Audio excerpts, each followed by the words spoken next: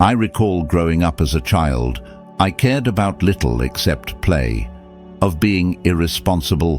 When spirited thinking ruled the day, I took whatever was given to me, and complaints were little. Time was plentiful, and life seemed to progress in a slow trickle, not hanging on to every image, nor soaking in the universe. Life seemed a fun journey, and any missteps were easily reversed. As a teenager, I was seduced by the adventures that life provided, and my brazen curiosity was far greater than cautious fright. I did not hesitate to do things without giving a second thought about. I loved to feel the racing of my heart when there was some doubt. It was much more pleasing to hang out with friends late into the night and try things we'd seen others do and fully knew not to be right. The need for expedition raged within me, as any teen would agree, and my face was always turned in the direction of adventure as I see. My steps moved with ease towards that bearing and were carefree. Spoken words were often wrongly used, but were very soon forgotten, while smiles took more time to materialize, and they came less often. In my thundering 20s, my naive soul and fiery heart roamed free. Youthful passion was ablaze in my body, and at times my soul agreed.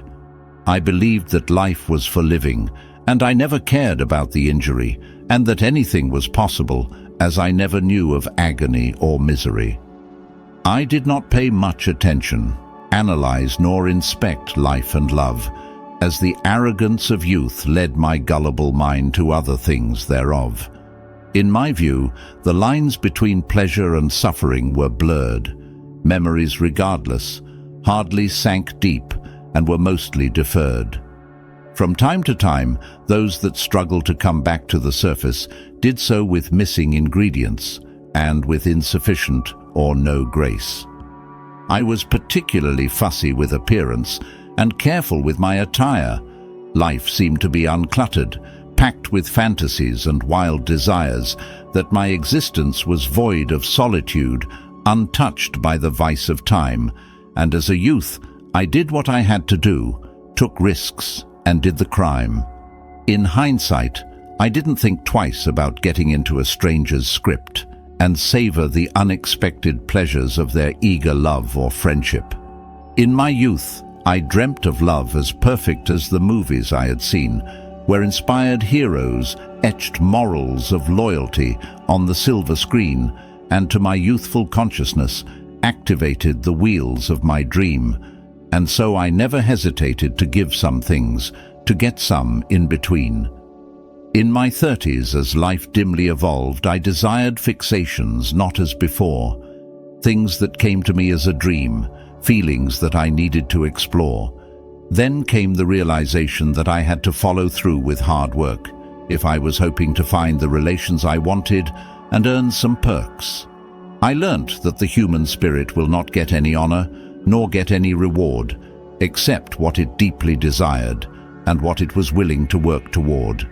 And so I ignored all the boundaries as though they did not prevail. Hence I got things that today measure the knots in my winding trails. I discovered that the journey of our existence is far more beautiful if we have company to walk with on life's path of push and pull. And so I desired to create my own stories, no lesser but far greater. Stories like I had seen in the movies I viewed when I was younger.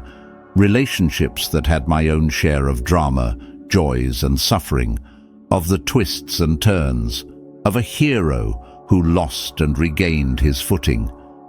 In my 40s, the affection of love which I had sought came to me, but my heart did not recognize it, and I let it pass as if I did not see. And when I realized, I turned around to find it. But it was long gone, for love, it is said, can be so many different things not revealed in one. And so I embarked on finding all of the shortcomings within me, to break down all the walls I had fabricated, to keep love out at sea. I wanted to create meaningful memories, to captivate and give love, that I could receive love and be cherished. instead of getting rid of. But I was dispirited as I faced the cosmic will. My reality was shaken. The universe showered me with gifts, but very soon they were taken. Marshaled to question who I was and what on earth was my debt, I did not know where to look for those answers, at least not yet. I realized that the load of life was getting too heavy for me, and I could see, I had to acknowledge, that the light of life did not shine only on me. I came to conclude that I did not fully have control over things in my life, that I was just an extra of the actors in the drama of love and strife. I had to change the course of my journey. There was a script to obey, afraid that I could not afford the karmas of the many mistakes along the way, for I had misjudged the path and lost track of the directions I wanted to go. I realized that I should not move against the script, but must go with the flow. I lost my heart, and while I experienced the joy of living life grand, my soul lost its way. I became insane like an out-of-control madman. Awash in the flawed concept of love, delirium filled my unhinged mind, and I was flush in a struggle to recognize who I was, for I became blind. I learnt that happiness and suffering were the two sides of the same. Each day when I pulled my coin out, and it was time to play life's game, there was no knowing what side of the coin that day's play would beget, for love and life cannot reveal themselves, but everything they are not. In my 50s, the weight of my years let me see life from a different angle. It pained me not to have the strength or the confidence to untangle.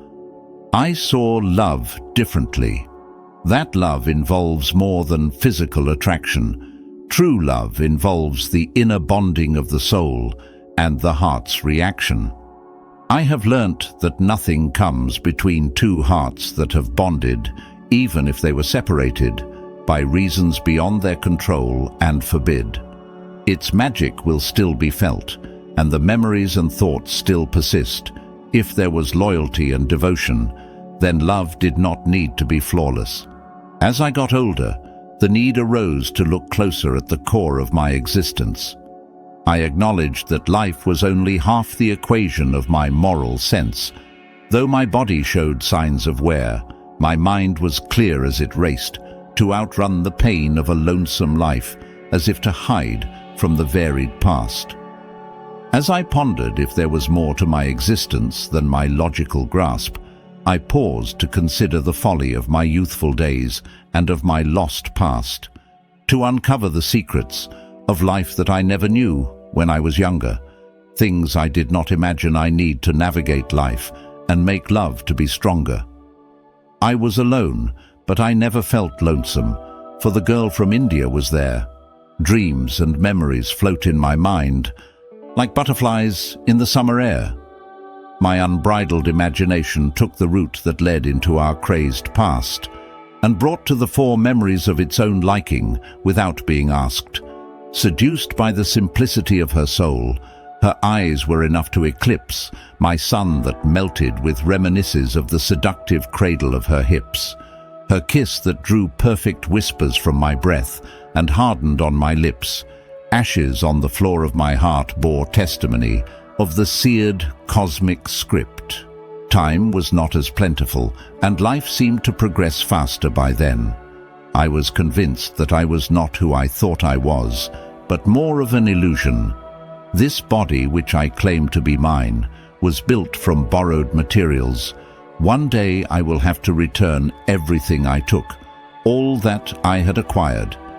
I grasped that the essence within me was my soul, lent to me by God. One day it too will leave me, and to the Creator to be reborn at His nod.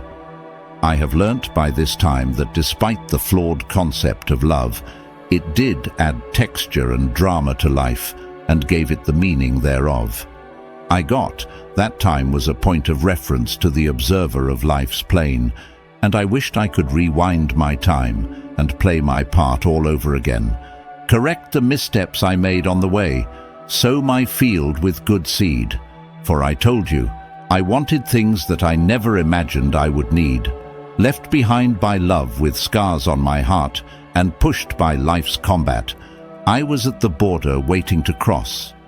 I moved on with the reflection that a piece of jewelry that glitters was once hammered, chiseled, and fired. Our life cannot be made whole without the duality of suffering and trials. I felt the pain of a broken heart, defeated by the pact of falling in love, soul cleansed, my body softened by the battering of the gift from above. I came to know that love cannot be discerned, its magic can only be felt, and it was that which leads one deep inside and very far out as well. That brings me to the question of what I want this moment to persist, now that I have acknowledged that in reality I actually did not exist, that the mind is an illusion, and I am a mere observer of the cosmic unfolding.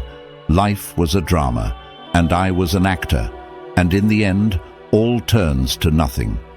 If the love was a temporary act within this great drama of life's show, if love was not meant to stay, but instead to teach the art of letting go, if the anger, the jealousy, the greed were all empty parts of the illusion, if life was an intended path to death, and we were not when it began, then what would I need?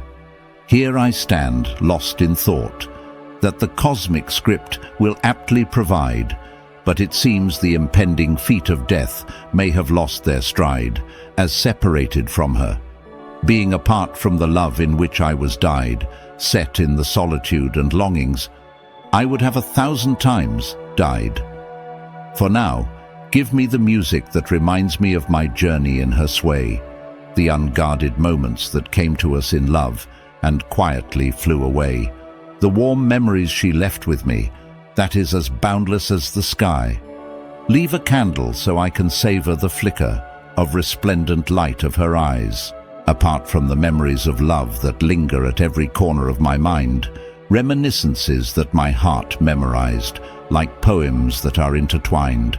Her perfume, the fragrance of jasmine that stuck in the core of my soul as I walked through the garden of my dreams, to which she added allure. In a world of concepts, mythologies, fantasies, and make-believe system, in the universe of karma, rebirth, and the afterlife of hell and heaven, love that scorches the heart is the only truth my soul could not deny. The end brings back pivotal moments and the questions of how and why. I ask to save her memories and their sweetness, fresh for all it is worth. I request to keep my spirit alert, to let it witness her in every rebirth. For now, give me a breath of the air which had just brushed past her, for that will be a fitting gift and a fair exchange for a true lover's heart. Allow my mind to linger and share her life.